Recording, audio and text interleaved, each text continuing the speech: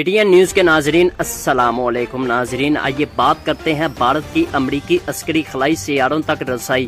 امریکہ بھارت کو پاکستان پر مکمل فوجی برتری دلانے کے راستے پر چل نکلا ہے۔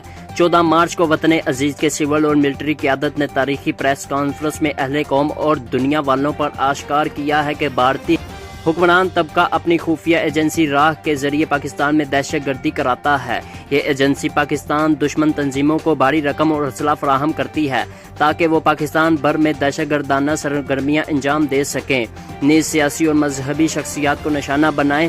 مقصد یہ ہے کہ سیاسی اور فرقہ وارانہ فسادات جنم لینے سے ریاست پاکستان کمزور ہو سکے۔ پاکستان کی معیشت کو نقصان پہنچانا بھی اہم ٹارگٹ ہے۔ سچ یہ ہے کہ وطن عزیز میں قتل و غارت گری کرانا بھارتی اسٹیبلشمنٹ کا طریقہ واردات ہے۔ 24 اکتوبر کو بھارتی مشیر قومی سلامتی اجیت ڈووال نے ایک تقریب سے خطاب کرتے ہوئے کہا، یہ ضروری نہیں کہ بھارت صرف دفاع کی خاطر جنگ لڑے، اگر ضرورت ہوئی تو ہم اس ملک پر حملہ بھی کر سکتے ہیں جو ہمارے لیے خطرہ بن جائے۔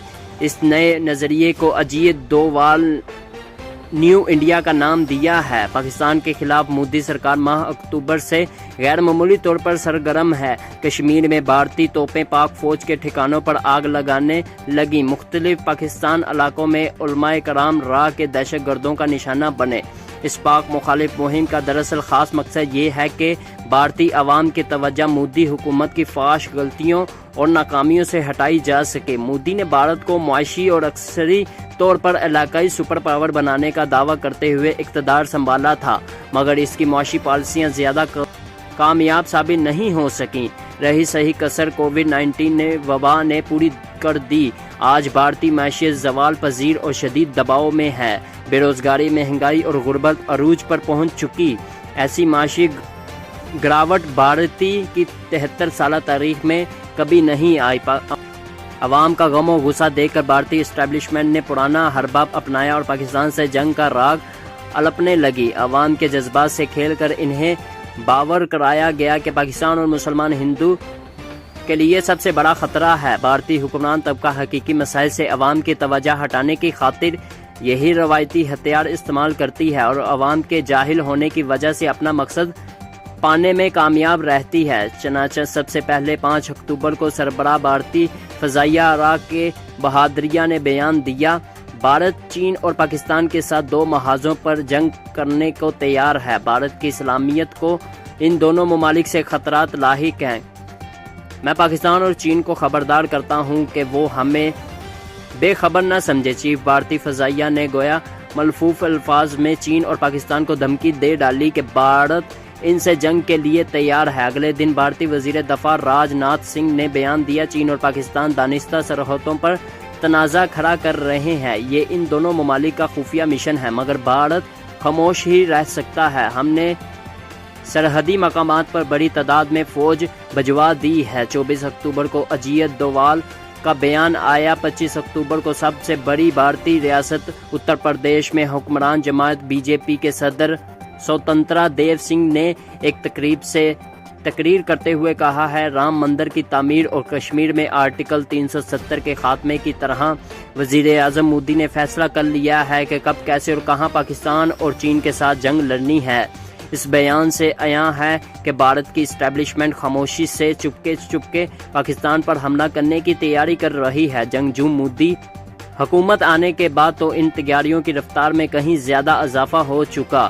وہ کروڑوں بھوکے ننگے بھارتی عوام کی ضروریات پوری کرنے کی بجائے اربوں خربوں روپے سے جدید اسلحہ خرید رہی ہے، صرف اس لیے کہ اپنے مفادات پورے ہو جائیں اور اپنی انا کو تسکین مل سکے۔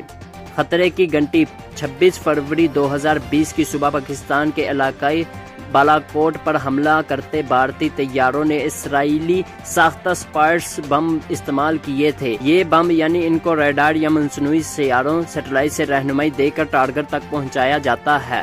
پاک فضائیہ کے سابقہ فائٹرز پائلٹ اور دفاعی تجزیہ کار کیسر توفیل انکشاف کرتے ہیں کہ بھارتی طیاروں نے 40 کلومیٹر دور سے سپائس بم پھینکے تھے۔ ان کا ٹارگٹ بالاکوٹ میں ایک مدرسہ تھا۔ ان بمبوں کو فضا میں محو پرواز ایک بھارتی اوقاس طیارہ گائیڈ کر رہا تھا۔ لیکن وہ بمبوں کو عین ٹارگٹ پر گرانے میں ناکام رہا۔ وجہ یہ کہ ریڈار عموماً اتنی زیادہ دوری پر بم یا میزائل کو بالکل درست ٹارگٹ پر نہیں گرا پاتے۔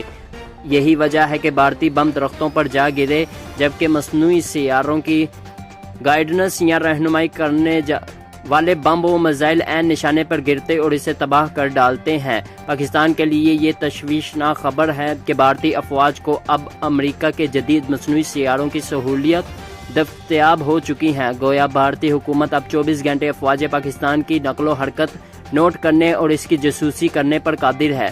یہی نہیں، بھارتی افواج کو یہ فائدہ بھی مل گیا کہ اب وہ کوئی 100 کلومیٹر دور سے میزائل یا بم سرزمین پاکستان میں واقع ٹارگٹوں تک پہنچا سکیں۔ اس سہولت نے جنوبی ایشیا میں بھارت کو پاکستان پر ایک اور عسکری فوقیت دلا دی، جو پاکستانی قوم اور حکومت کے لیے خطرے کی گھنٹی ہے۔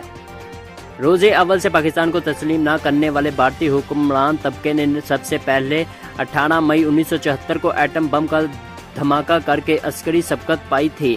تب پاکستانی حکمران طبقے کو محسوس ہو گیا کہ بھارتی ایٹم بم نے پاکستان سلامتی خطرے میں ڈال دی ہے، اس لیے پاکستان تن من دھن سے اپنا ایٹم بم بنانے پر جت گئے۔ 1984 کے اواخر تک پاکستانیوں نے شبانہ روز کام کرنے سے پاکستان ایٹم بم بنا لیا۔ یوں خطے میں عسکری طاقت کا توازن دوبارہ برابر ہو گیا۔ اس دوران 1982 سے بھارتی حکومت مختلف میزائل بنانے کے لیے ایک منصوبے اینٹی گریڈیٹر کا آغاز کر چکی تھی۔ اس منصوبے کے ذریعے 1990 تک زمین سے فضا میں مار کرنے والے ترشول، آکاش پر تھیوری اور اگنی میزائل بنائے گئے۔ نیز اینٹی ٹینک میزائل ناگ وجود میں آیا۔ ان میزائلوں کی ایجاد سے بھارت کو پاکستان پر دوبارہ عسکری سبقت حاصل ہو گئی۔ بھارت کے میزائلوں کا توڑ پانے کی خاطر 1987 سے پاکستان نے اپنے میزائل منصوبے پر کام شروع کیا۔ اس پروگرام میں وطن عزیز کے مختلف اسلحہ ساز اور دفاعی ساز و سامان تیار کرنے والے ادارے شریک تھے۔ ان کا مشترکہ کوشش رنگ لائی اور صرف 2 سال کی مدت میں پاکستان نے اپنا پہلا خود ساختہ میزائل ہدف اول تیار کر لیا۔ اس کامیابی سے پاکستانی سائنسدانوں اور انجینئروں کا حوصلہ بڑھایا گیا اور وہ پھر چین کے فنی اور تکنیکی تعاون سے مزید بڑے میزائل تیار کرنے لگے۔ پاکستانی میزائلوں نے شعبہ میزائل میں بھارت کی برتری ختم کر دی۔ پاکستان کو بھی اس وقت اندرونی اور بیرونی طور پر کئی چیلنجوں کا سامنا ہے۔ بھارت نے ہمارے خلاف کئی محاذوں والی 5th جنریشن ہائبرڈ جنگ چھیڑ رکھی ہے۔ یہ آپس میں دستوں گریباں ہونے کا نہیں بلکہ باہمی مشاورت سے قومی پالیسیاں تشکیل دینے کا وقت ہے تاکہ دشمن کے عزائم خاک میں مل سکیں۔